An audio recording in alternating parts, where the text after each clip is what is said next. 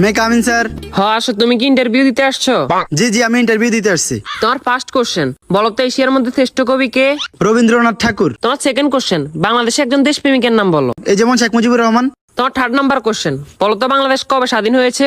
হওয়ার কথা তো ছিল 1948 সালে, কিন্তু 1971 সালে 16 ডিসেম্বরে স্বাধীন হয়েছে। তোমার লাস্ট কোশ্চেন, বলো তো আকাশে কয়টি তারা আছে? এটা তো এখনো জানা যায়নি, এটা নিয়ে বিজ্ঞানীরা গবেষণা করতেছে। তুমি এবার আসতে পারো। কি ও ভাই, ইন্টারভিউ দিয়ে আসছেন? হ্যাঁ ভাই, ইন্টারভিউ দিয়ে আসছি। কি কি কোশ্চেন আইলো? কোশ্চেন তো মনে নাই, কিন্তু উত্তর মনে আছে। আচ্ছা, উত্তরই কোন?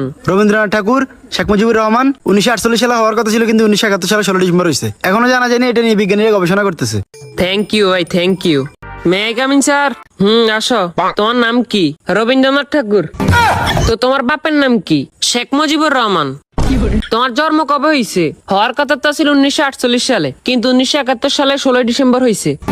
এবার তুই পাগল হয়েছিস নি? এটা এখনো জানা জানি, এটা নিয়ে বিজ্ঞানীরা গবেষণা করতে।